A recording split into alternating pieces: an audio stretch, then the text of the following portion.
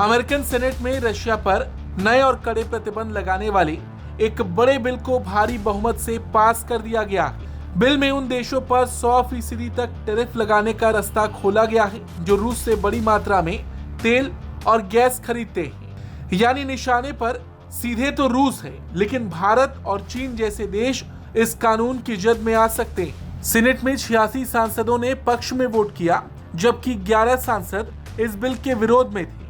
हालांकि अब बिल अमेरिकी प्रतिनिधि सभा यानी हाउस ऑफ रिप्रेजेंटेटिव में जाएगा और वहां मंजूरी के बाद ही आगे की प्रक्रिया पूरी होगी। यानी फिलहाल भारत पर 100% टैरिफ लगा नहीं है, लेकिन अमेरिका ने ऐसा करने का रास्ता जरूर खोल दिया है। और देखा जाए तो अमेरिका की सीनेट से निकली ये खबर भारत के लिए इसलिए बड़ी है क्योंकि मामला सिर्फ रूस पर प्रतिबंध लगाने तक सीमित नहीं रहा। बिल का नाम है Lindsey Graham sanctioning Russia and Iran act of 2026। इसका मकसद साफ है, रूस की उस कमाई पर चोट करना जो तेल और गैस बेचकर होती है और जिसे अमेरिका यूक्रेन युद्ध की फंडिंग से जोड़ता है। बिल में अमेरिकी राष्ट्रपति ट्रंप को रूस के बड़े तेल और गैस खरीदार देशों से आने वाले सामान पर 100% तक टैरिफ लगाने का अधिकार देने का प्रावधान है। यानी अगर कोई देश रूस से बड़े पैमाने पर तेल खरीदता है तो अमेरिका उस देश के सामान पर भारी भरकम शुल्क लगा सकता है और यहीं से भारत की चिंता शुरू हो जाती है। भारत रूस से बड़ी मात्रा में कच्चा तेल खरीदता है। यूक्रेन युद्ध शुरू होने के बाद रूस से मिलने वाला डिस्काउंटेड क्रूड भारत के लिए ऊर्जा सुरक्षा और लागत के लिहाज से काफी अहम रहा। अमेरिका का तर्क है कि रूस से होने वाली ये खरीदारी मॉस्को को युद्ध के लिए आर्थिक ताकत देती है। वॉशिंगटन का संदेश मोटे तौर पर यह है कि रूस से सस्ती ऊर्जा खरीदकर रूस की अर्थव्यवस्था को फायदा पहुंचाना है या अमेरिका के साथ व्यापारिक रिश्ते बचाने हैं। दोनों के बीच चुनाव करना पड़ सकता है, लेकिन ऐसा नहीं है कि अमेरिका के भीतर इस बिल को लेकर विरोध नहीं उठा। अमेरिकी सीनेटर रैंड पॉल ने भारत पर 100% टैरिफ लगाने के विचार को लेकर बेहद कड़ा विरोध भी जताया। उन्होंने तो ये तक कहा कि भारत पर 100% टैरिफ लगाना उस समय बिल्कुल गलत कदम है जब हम चीन के साथ मुकाबला करने में भारत को अपना साथी बनाने की कोशिश कर रहे हों। उन्होंने ये तक कहा कि हम चाहते हैं कि भारत चीन या रूस के बजाय हमारे साथ ज्यादा करीब आए। ये एक अच्छी कोशिश है, लेकिन अगर हम भारत पर टैरिफ लगा देंगे तो इसका नतीजा क्या होगा? भारत हमसे दूर होकर चीन और रूस के करीब जा सकता है। Likewise, imposing a 100% tariff on India at a time when we are actively trying to court them to help us in our competition with China is completely self-defeating.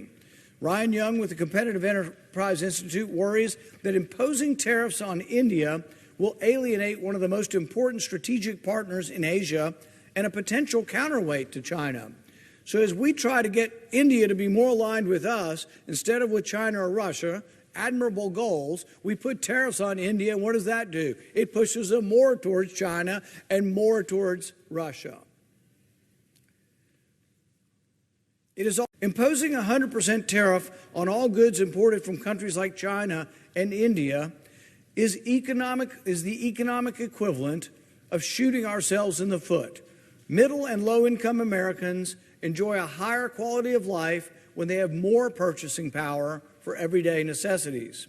Recent tariffs are estimated to have already cost the average alienate one of the most important strategic partners in Asia and a potential counterweight to China.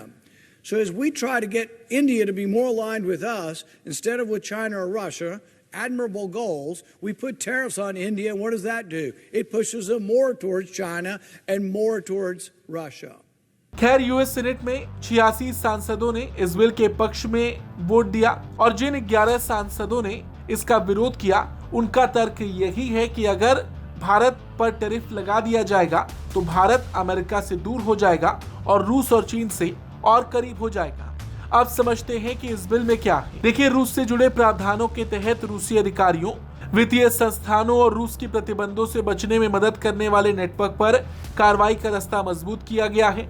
इसके अलावा Iran से जुड़े प्रतिबंधों को भी आगे बढ़ाने का प्रावधान है। ईरान की ऊर्जा क्षेत्र में निवेश करने वाली कंपनियों पर कार्रवाई से जुड़ी ईरान सैंक्शंस एक्ट की अवधि को 2031 तक बढ़ाने की बात है। इस बिल को रिपब्लिकन सीनेटर लिंडसे ग्राहम और डेमोक्रेट रिचर्ड ब्लूमेंथल ने आगे बढ़ाया था। ग्राहम की हाल ही में मौत के बाद इस बिल को उनके नाम से जोड़ दिया गया और दोनों पार्टियों ने इसे यूक्रेन के समर्थन में उनकी विरासत के तौर पर आगे बढ़ाया। अब इस बिल को हाउस ऑफ रिप्रेजेंटेटिव में मंजूरी मिलनी बाकी है। इसके बाद राष्ट्रपति के स्तर पर प्रक्रिया होगी और बिल राष्ट्रपति को 100% तक टैरिफ लगाने की शक्ति देता है।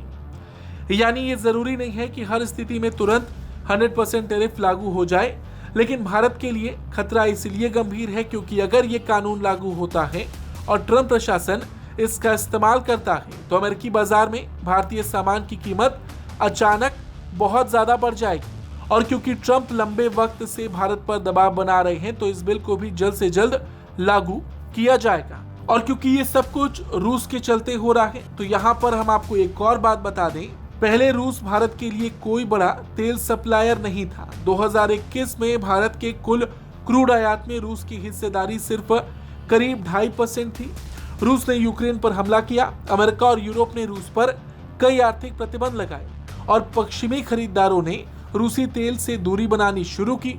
रूस के पास तेल था लेकिन खरीदार कम हो रहे थे। ऐसे में रूस ने एशियाई खरीदारों खासकर भारत और चीन को डिस्काउंट पर तेल देना शुरू किया। रूस का तेल अक्सर पश्चिमी बाजार के मुकाबले डिस्काउंट पर उपलब्ध रहा और भारत यहाँ दुनिया का बड़ा तेल आयातक है और अपनी जरूरत का बड़ा हिस्सा विदेशों से खरीदता है। इसलिए भारत ने रूस से तेल खरीद जारी रखी। ट्रंप ने अपने दूसरे कार्यकाल की शुरुआत ही रूसी तेल खरीदने वाले देशों पर दबाव डालने से की। भारत पर अतिरिक्त टैरिफ लगाया गया, हटाया गया, लेकिन फिर भी भारत ने अपने हितों को देखते हुए ही कदम उठाया और ट्रंप के दबाव में नहीं आए और इसी जुलाई में भारत ने रिकॉर्ड स्तर पर रूसी तेल खरीदा। इसी जुलाई में रूस से कच्चे तेल का आयात रोजाना 28 लाख बैरल के ऑल टाइम हाई रिकॉर्ड स्तर पर पहुंच गया, जिससे भारत के कुल क्रूड ऑयल इंपोर्ट में अकेले रूस की हिस्सेदारी बढ़कर 55.5% से ज्यादा हो गई। हालांकि अमेरिका अब ये बिल लेकर आया है, इसका असर भारत के निर्यातकों पर पड़ सकता है।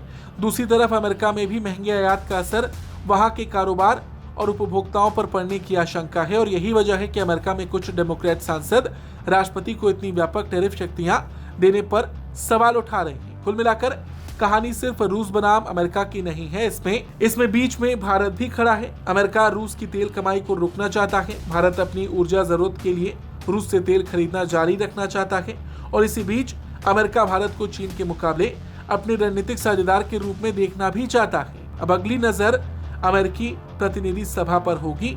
अगर वहां भी ये बिल पास होता है तो भारत अमेरिका व्यापार और रूस से भारतीय तेल खरीद दोनों पर इसका असर पड़ सकता है। Bureau report, Bharat.